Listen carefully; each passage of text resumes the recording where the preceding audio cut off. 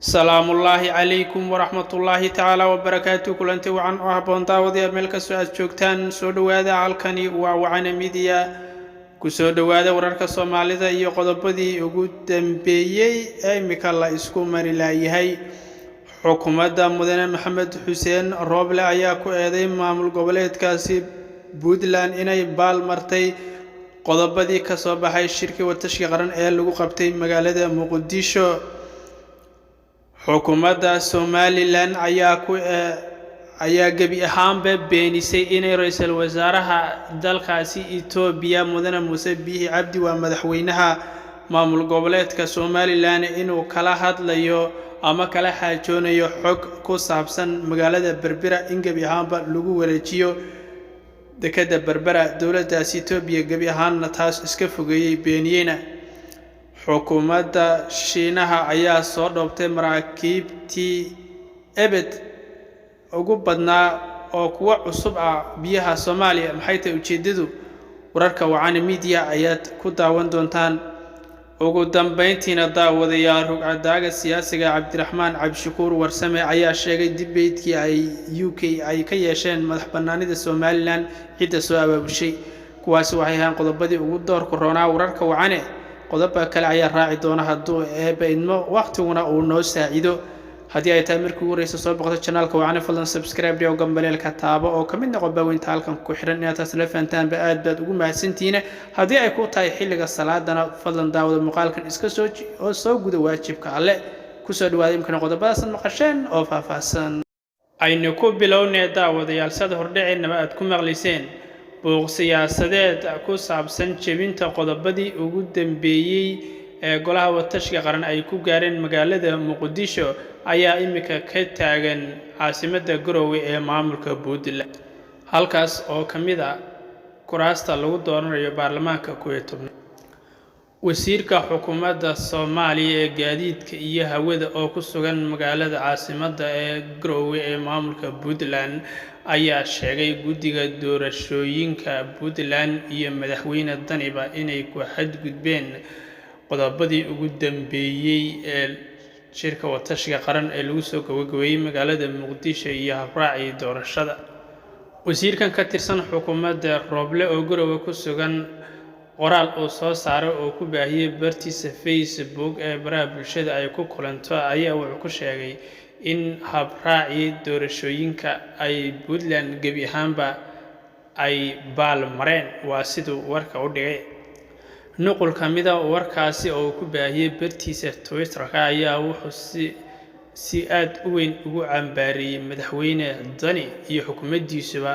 inay baal mareen habraaci doorashooyinka iyo sida oo haldan oo u maamulayo madaxweynaha Puntland waa Cabdullaahi Saciid Dani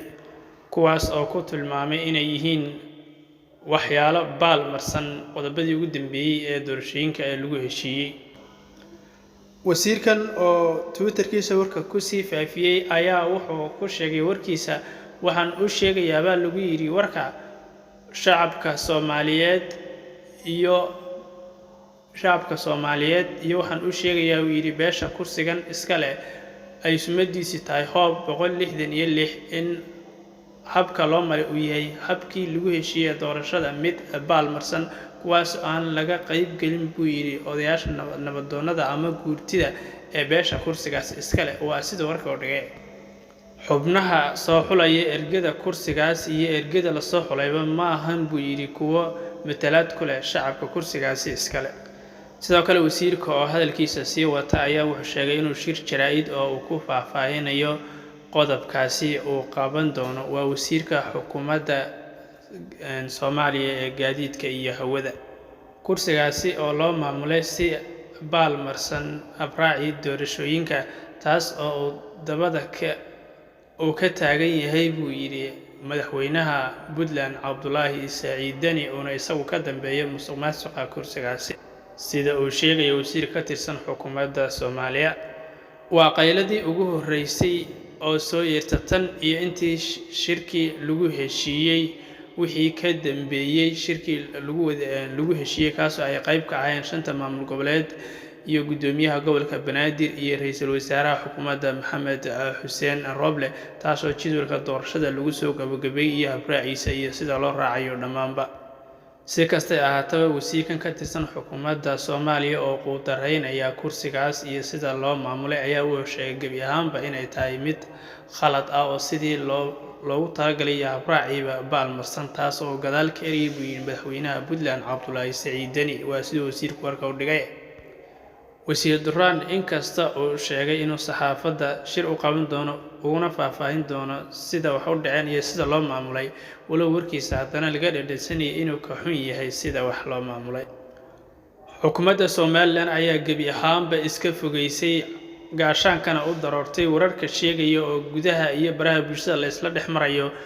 kaas oo oranaya mudane Muuse Biixi Cabdi iyo ra'iisul wasaaraha dalka Itoobiya Abiy Ahmed Cali kulanka ay yeelanayaan in looga arinsanayo in dekedda Berbera lagu wareejiyo xukuumadda Addis Ababa, taas oo ay Somaliland gebi ahaanba iska fogeysay. Wasiirka arrimaha dibadda ee Somaliland Dr. Ciise Kayd Maxamuud oo ka mid ah wafdiga ku sugan magaalada Addis Ababa ee caasimadda Itoobiya, kaas oo la socda mudane Muuse Biixi Cabdi, ayaa faahfaahin ka bixiyay kulanka dhex maray Dr. Abiy Ahmed iyo madaxweynaha Somaliland, kaasoo waraysi uu siiyay warbaahinta ku tilmaamay mid waxba kama jiraan war uu qoray nin suxufi oo Mareykan ah, kaas oo sheegay inay Itoobiya damaacinayso dekedda Saylac ee Somaliland. Tan iyo intii uu warkaasi soo baxay ayaa dal iyo dibadba hadalhayntiisu isqabsatay, kaas oo saameyn ballaaran ku yeeshay safarka madaxweynaha Muuse Biixi Cabdi uu ku tagay magaalada Addis Ababa ee caasimaddaasi dalka Itoobiya. Dr. Kayd oo su'aal la weydiiyay ayaa sheegay in bixitaanka ay aadeen ama safarkooda magaalada Addis Ababa uu yahay kulan casuumaad oo ay ka heleen dhigooda Addis Ababa waa Dr. Abiy Ahmed, ayna ay ku saleysan tahay maadaama ay doorashooyin ay ku soo socdaan Somaliland, Itoobiyana ay dagaalo iyo qalalaase ku jirto sidii la iskaga wareysan lahaa ammaanka gobolka. Wasiirka warkiisa sii wata ayaa wuxuu sheegay qodobada ajandaha looga hadlay inay tahay in jaangoynta wada hadalka gobolka dhex mara iyo in amniga laga shaqeeyo, sidoo kale maadaama ay yihiin laba dal oo in badan soo jireen oo saaxiib ah derisna ah, in xaaladda gobolka laga sheekaysto iyo in xiriirka la sii faahfaahiyo lana sii gaariyo meesha sareysa macnaheeda anagu maanaan fahmin, laakiin dib ayaa laga faahfaahin doonaa sida iyagu ay warka u dhigay. sidoo kale